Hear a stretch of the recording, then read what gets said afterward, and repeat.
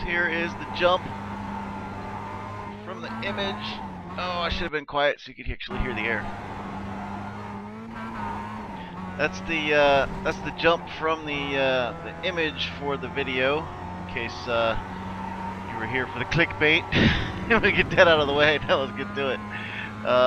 It was actually in lap 10 of my best stretch here, so that big screw up there was my worst lap in my big stretch here. And I'm going to go ahead and take a look at lap 8.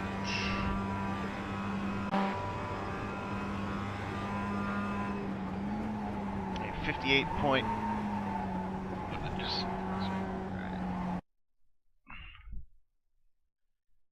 58.813. Nothing special, but best one I've got in this time trial.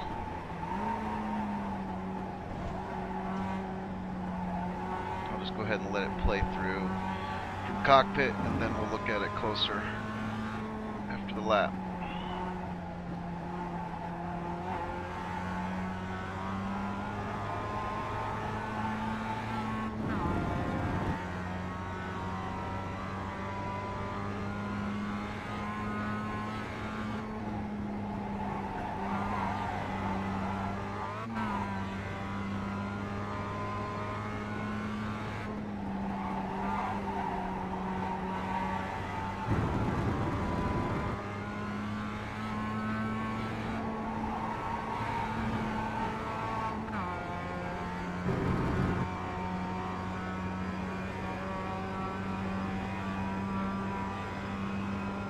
.81. Nothing special, but let's go ahead and take a closer look at those turns.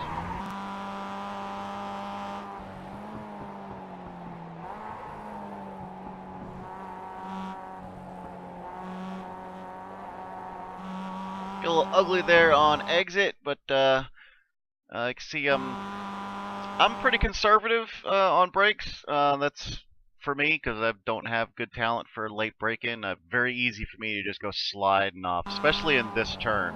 The camber of the road here, if you're on the left-hand side of the road, it's got some off camber to it, and then on the right-hand side of it, the camber is a little bit helpful. So it's good to get turned in and looking down at that first apex right about there. You don't need to. It's probably best if you don't hit the curb on the inside there, because you can easily get an off track here in this little stretch of dirt. Keeping on the inside again, it's that camber help. Inside of this turn is good camber. Outside of the left side of the track is bad, just tough camber. Used up good exit, primarily there, more because I got unsettled on this curb. That's a dangerous curb to hit. You don't really need to go that far out, as you're going to go far to the right here on this one. And then just like the last turn, you want to cut across that drainage crown on the road to get onto the good camber on the inside of the road. For me, I've seen pros, you can tell by the dark stretch that a lot of people take it out wide. It's kind of a standard. I lose it. If I get the right side past the drainage crown and into that off camber to the right side of the track here, because I lose all kinds of momentum and vehicle control. Again, I was too close inside and got another dangerous curve. But with some pedal control, I was able to maintain that pretty smooth. But the point for going on the inside there, it gets you on the throttle early, so you can be on it all the way through here. Light rub on the brake, just a tiny rub there. Frame. You can see down here in the bottom left, I'm just barely scrubbing the brake. It's more of just an off the throttle is about all. That little scrub on the brake just helps the front get so that the rear starts to turn or rotate. And then I could use more of this outside the white over towards the white, as you can see there on my little clickbait image in that beginning part.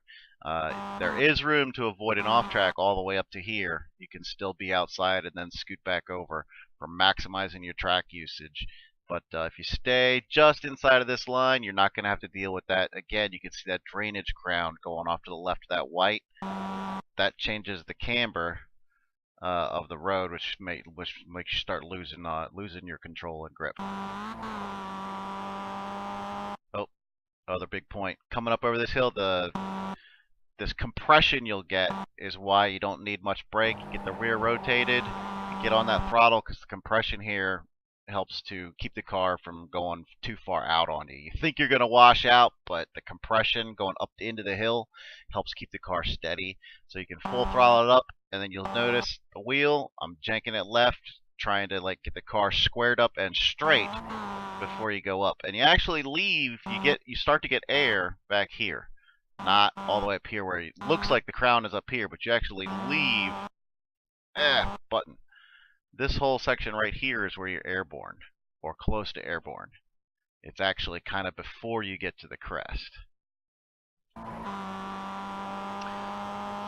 Again, hard throttle, aim yourself off to the left. We've got good shadows here, help in the default weather. And again, it's that you need that little scrub on the front, scrub on the brakes to set the front end to make the rear rotate so you can get around the turn. And it's all about getting a lot of timing right. So that your front end points right at the inside of the curb. It's dangerous to hit, but you can get a bit of this curb. If you do get the curb, ease up on your throttle and brake inputs and even wheel inputs. You're going to have to do some sawing to keep it straight. I hit that one really well, actually. It started to wash out because it didn't get the rear to rotate as much as I'd hoped. What the hell just happened? That was bizarre.